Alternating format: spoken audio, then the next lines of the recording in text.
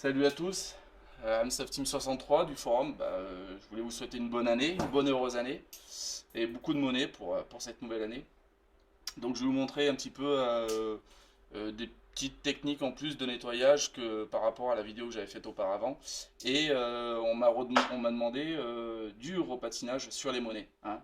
Donc c'est pas évident à faire et bon, au début on ford des monnaies. Donc justement là vous avez l'occasion de ne pas vous y prendre à deux fois, hein. Voilà. Donc je vous montre un petit peu le résultat sur une monnaie en argent, ce que ça donne, le repatinage. Voilà. Donc là, on voit bien que on discerne bien les inscriptions, quoi, hein. On discerne bien qu'il y a du noir et on arrive à mieux voir les inscriptions. Donc voilà. Donc après, vous me direz comment elle était au départ. Eh ben, elle était tout aussi belle, mais on voyait moins, quoi, hein. Donc elle est beaucoup plus jolie comme ça. Donc il y a celle-ci aussi. Alors, tac, voilà. Donc ce qui fait qu'on voit vraiment bien les contours et c'est beaucoup plus sympa. Et je trouve que c'est un petit peu un aspect naturel. Voilà, il y en a qui diront que non et moi je trouve que c'est sympa. Donc on va essayer sur deux trois monnaies déjà. Donc on va essayer sur celle-ci. Je vous la montre bien sûr au départ. Voilà comment elle est. Voilà. Donc bon bah c'est une monnaie en billon, hein. Elle est pas mal, elle est sympa. Bon, elle est bouffée des deux côtés, mais sinon les inscriptions sont lisibles. Après, je vais vous montrer une autre monnaie. Donc celle-ci, voilà, c'est là où vous allez voir la différence. C'est que celle-ci, on n'arrive pas très bien à distinguer, c'est un peu le fouillis dessus. Là, c'est pareil, on n'arrive pas très bien à voir. Et vous allez voir la différence. Donc j'utilise une petite bougie, comme ça. Après, vous avez ce système-là. Bon, moi, j'utilise pour les grosses pièces, mais forcément, les petites pièces, elles passent dedans. Donc, pour les grosses pièces, style Napoléon, vous pouvez mettre la bougie. Et comme ça, au moins, vous êtes tranquille pour faire chauffer la pièce, hein.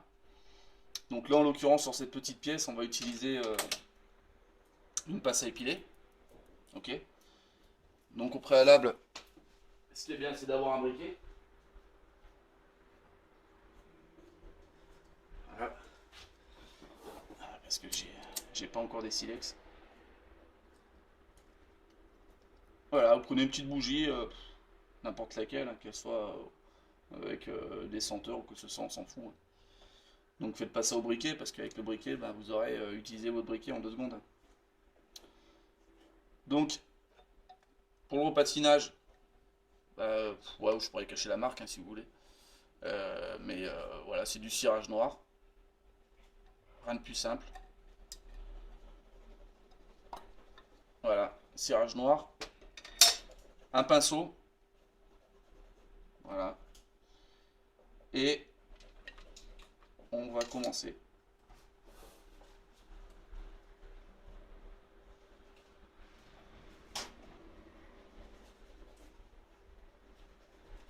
Et j'ai oublié de l'essuie-tout. Voilà. Alors, on prend la monnaie. On essaye de prendre la monnaie vraiment sur un coin où il n'y aura pas de cirage noir. Donc pas sur une lettre, pas sur une inscription. Voilà, vous la prenez vraiment sur un coin où vous n'aurez pas de soucis. Donc l'important c'est vraiment de la tenir fort. Vraiment de la tenir bien fort que vous puissiez passer le cirage dessus, quoi, hein. Qu'elle glisse pas, qu'elle tombe pas, sinon vous êtes obligé de recommencer. Donc je fais chauffer à peine mon pinceau. Voilà. Je fais chauffer ma pièce au-dessus. Donc approchez-la pas trop près de la flamme, sinon la pièce va noircir. Donc vous la faites chauffer, vous la laissez pas non plus 10 minutes, quoi, hein. Voilà, là c'est chaude. De toute façon ça se sent.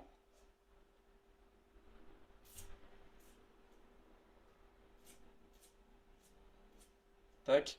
Un petit coup de l'autre côté, toujours en serrant bien fort votre monnaie. Voilà, comme là en l'occurrence elle a failli se barrer.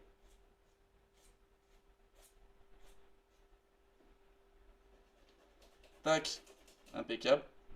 On la refait chauffer au-dessus. Et quand vous allez la faire chauffer, vous verrez que le cirage noir va partir un peu et va s'incruster vraiment à l'intérieur des lettres. Voilà, là c'est pas mal. On arrête. On attend que le cirage noir durcisse, ok, sèche. Donc vous allez voir tout de suite quand ça va durcir et quand ça va sécher. C'est que là pour l'instant la pièce est vraiment brillante. Et après quand ça va sécher, le cirage va devenir noir mat. Donc si vous voulez accélérer le truc, vous soufflez dessus. Mais bon, vu que là j'explique, ça va sécher tout seul. Donc là déjà de l'autre côté, voilà, c'est devenu mat. Là ce côté c'est devenu mat. Tac, je peux prendre ma pièce, je risque pas de me brûler puisque le cirage a durci, donc ça veut dire que la pièce est moins chaude. Je vous montre juste comme ça, pour que vous puissiez voir le résultat juste après que j'ai passé le cirage noir. Donc si ça veut bien faire la mise au point. Allez, voilà. Voilà. Donc après, vous prenez un morceau de sopalin.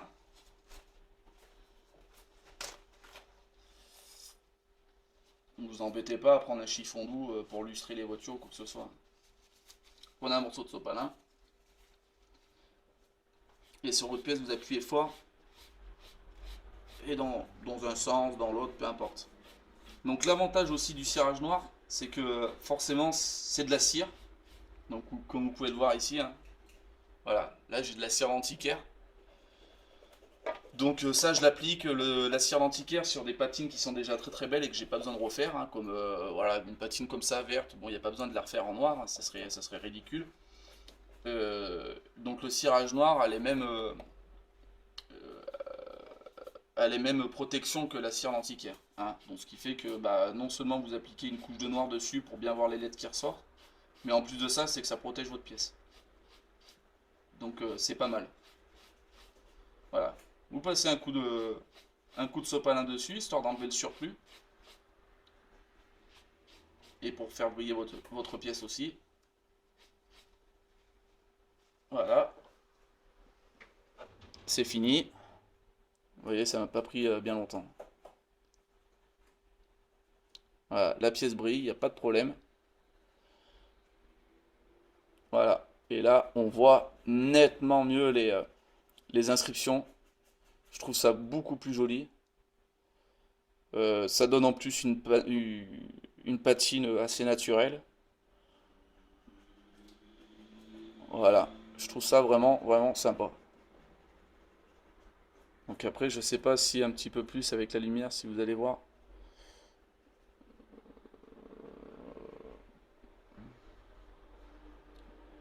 Voilà, vous n'allez pas mieux voir forcément. Voilà, si la mise au point se fait, impec. Donc voilà, donc bon là, voilà, vous voyez très bien ce que ça donne. Et moi je trouve ça sympa. Hein, je vous montre, vu qu'il y a une différence de lumière, je vous montre avec la précédente pour que vous vous rendiez compte un petit peu de la patine. Hein. Voilà, ça c'est la précédente que je vous avais montré que j'ai repatiné en noir. Ok. Voilà.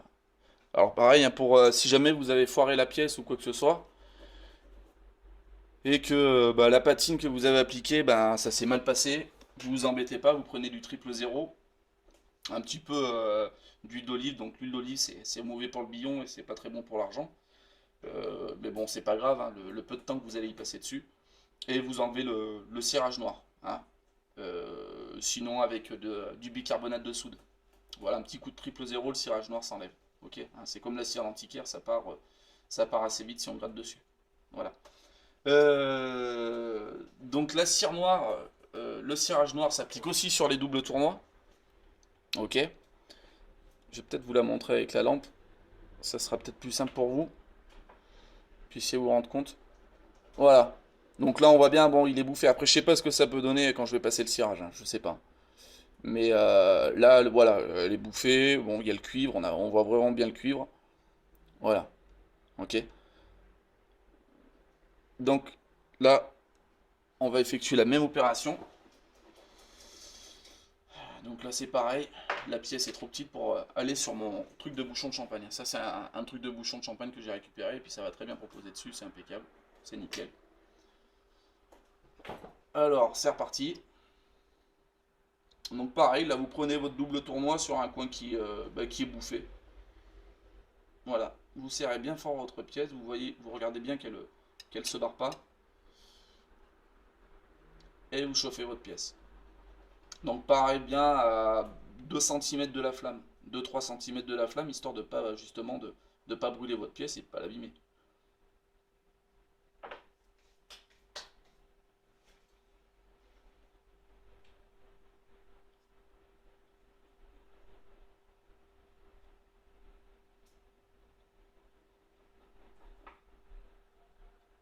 Donc après il y en a qui aimeront, il y en a qui aimeront pas.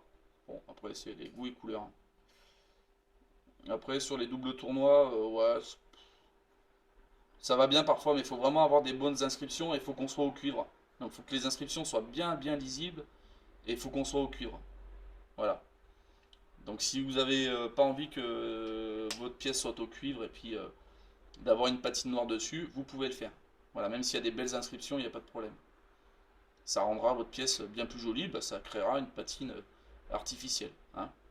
Donc pareil, évitez aussi les espèces de trucs qui vous vendent de patinage verre antique ou je sais pas trop quoi, c'est complètement nul, hein. Je vous le dis, j'ai déjà essayé, donc c'est vraiment nul de chez nul. Donc là, je remets juste un petit coup de cirage noir puisque le cirage est complètement parti quand je l'ai fait chauffer. Euh, Quand je l'ai refait chauffer par-dessus, le cirage noir s'est complètement évaporé. Donc j'en remets un petit coup et c'est reparti, on chauffe.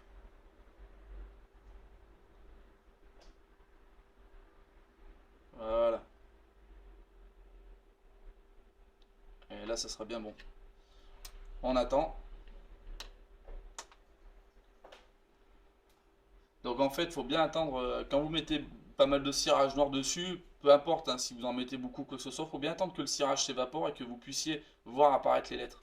Mais que le cirage noir reste à l'intérieur des lettres. Et c'est à ce moment-là où justement il faut retirer la pièce. Sinon, vous êtes bon pour recommencer. Donc là, ça commence à sécher. Voilà, on voit que ça commence à devenir mat.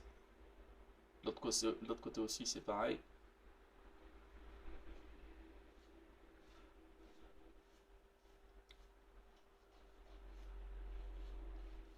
Allez hop, là on est bon.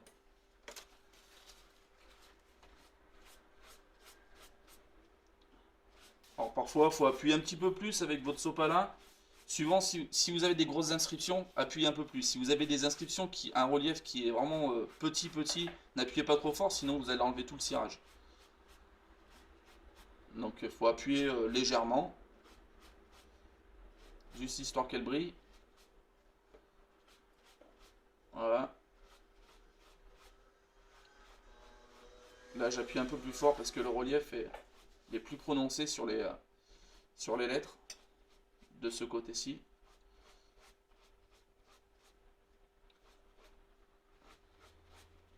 Allez, c'est bon. Voilà. Bon, j'ai pas pris énormément de temps. J'aurais pu faire ça peut-être un petit peu mieux. Mais c'est histoire d'aller vite. Alors,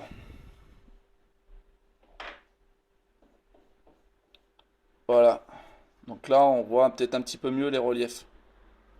On voit bien le noir qui est passé au-dessus, là. Ici. Voilà. On voit bien le noir qui est passé à l'intérieur. Donc forcément, ici, c'est lisse, hein. C'est un peu plus savot. Donc le cirage n'a pas réussi à prendre. Ok. Donc voilà, là aussi, pareil, ça a bien pris. Ça a bien pris. Et puis là, on différencie bien les lettres. On voit bien que c'est marqué Gaston. Donc c'est un Gaston d'Orléans, hein. Voilà. Donc vous pouvez faire ça aussi sur les nappos. Donc celle-ci, elle n'est pas faite. On peut le faire aussi. Il n'y a pas de problème. Donc là, il y a peut-être un peu plus de relief. Donc on va le tenter.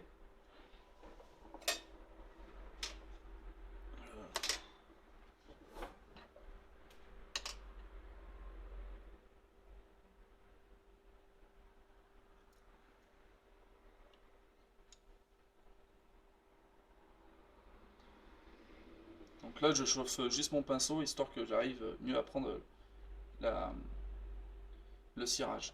Ok, je le chauffe un petit peu. Vous inquiétez pas aussi si jamais ça prend feu ou quoi que ce soit, la pièce peut prendre feu avec le cirage, hein. Vous inquiétez pas, vous enlevez la pièce, vous soufflez dessus, puis c'est tout bon.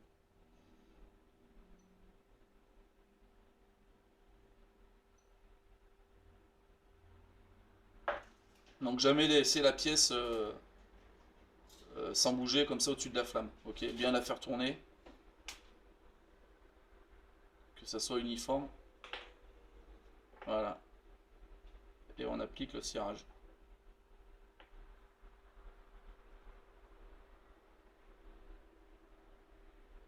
Si la pièce tient le coup.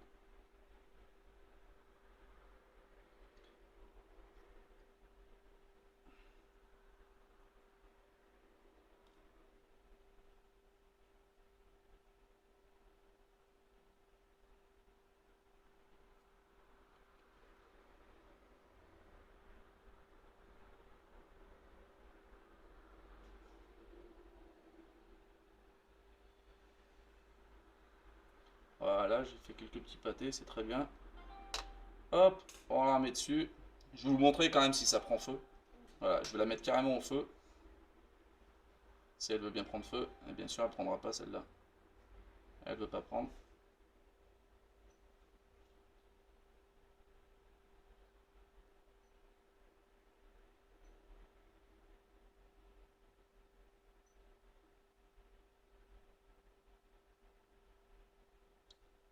Donc là, pareil, on attend bien que la cire, le cirage s'évapore.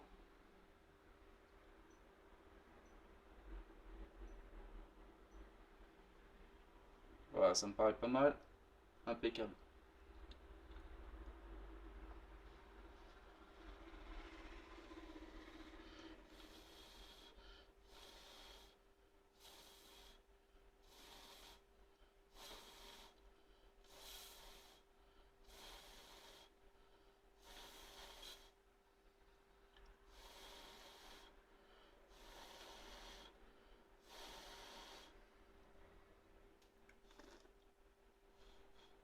Hop là, nickel. Allez.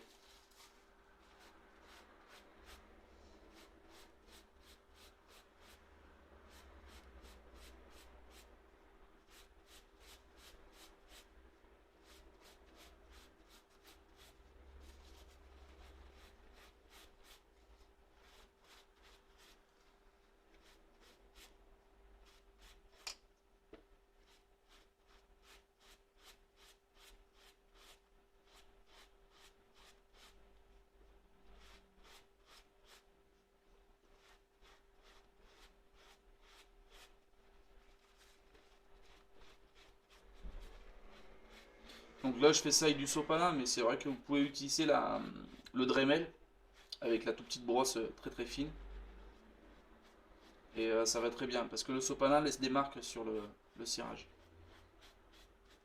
Allez, je vous montre juste comme ça.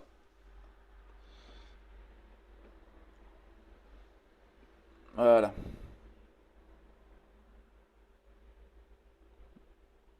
Donc voilà, c'est sympa, je trouve que ça fait ressortir les reliefs. Je trouve ça pas mal. Voilà, l'autre côté. Voilà, voilà en ce qui concerne le cirage noir. Bah, c'est pas mal et moi je l'utilise, j'aurais tendance à l'utiliser un petit peu de trop sur un peu toutes les monnaies quoi. Donc c'est vrai qu'il faudrait que je me calme un petit peu parce que c'est pas parfois je l'utilise sur des monnaies alors que je devrais pas et puis bon bah c'est une patine artificielle quoi, hein. C'est pas du naturel. Donc parfois j'enlève la patine naturelle qui était tout compte fait pas mal au début. Voilà, pour me rendre compte bah, que au final c'est pas si bien que ça. Bah, j'utilise maintenant la pince à épiler, toujours voilà, à portée de main euh, ma petite aiguille bien sûr au bout qui est biseutée. Des cure-dents toujours, le petit tournevis pour enlever vraiment les gros morceaux de terre. Quoi d'autre? Qu'est-ce que j'utilise d'autre? Ouais, du détartrant pour cafetière. Donc ça c'est le top, c'est pour enlever le verre de gris. Le verre de gris sur les monnaies en argent, sur les romaines, quoi que ce soit, pour enlever le verre de gris. Donc faut bien diluer le détartrant avec de l'eau et vous faites chauffer ça au micro-ondes. Voilà, donc faut pas que votre eau soit trop bouillante non plus. Et donc vous mélangez, vous mettez moitié détartrant, moitié eau, et vous faites chauffer ça au micro-ondes, et vous allez pouvoir arriver à enlever le verre de gris, quoi. Hein. J'ai quelques monnaies, je peux vous montrer où je l'ai fait. Alors, voilà, j'avais ces monnaies-là que j'ai faites. Je sais pas si on voit mieux avec la lumière. Je sais pas. Hop, tac. Voilà, il y avait énormément de verre de gris, vous voyez, là il en reste encore un petit peu, là. 100 morceaux. Là, il en reste encore aussi un petit peu, ça part pas. Et après, bon, c'est des monnaies en billon. Donc, c'est au risque de vraiment faire partir le billon. Donc là, il reste encore un peu de verre de gris. Et ça, c'est passé dans du détartrant. Voilà. Donc, en fait, vous mettez votre monnaie dans le détartrant avec l'eau, quand c'est bien chaud, hein, quand l'eau est bien chaude. Mettez dedans. Et par contre, faut regarder ça à l'œil. Hein. Faut vraiment regarder la monnaie, voir si elle se décompose pas et que ça enlève pas le billon. Et vous regardez ça à l'œil, vous laissez 2-3 minutes, 5 minutes. S'il faut la replonger dedans, vaut mieux la replonger dedans que de la laisser trop longtemps et qu'elle soit bouffée. Vous la sortez, vous passez un petit coup de triple zéro vite fait, ou vous grattez avec votre aiguille pour enlever le verre de gris. Voilà. Euh, Quoi d'autre? J'utilise toujours le triple zéro, du jus de citron aussi. C'est pas mal, le jus de citron sur les monnaies en argent, voilà, pas sur les romaines, ça dépend de quel métaux faut l'appliquer, parce que c'est assez acide. Quoi d'autre? Toujours l'huile d'olive, et puis voilà. C'est tout, j'ai fait à peu près le tour. J'ai fait à peu près le tour. Si vous avez d'autres questions, eh ben, vous n'hésitez pas à me poser des questions et puis j'y répondrai. Et si vous voulez une autre vidéo de nettoyage, il n'y a pas de problème. Un autre truc aussi, ouais, le bicarbonate de soude. Donc c'est du bicarbonate que vous achetez au rayon alimentaire. Hein.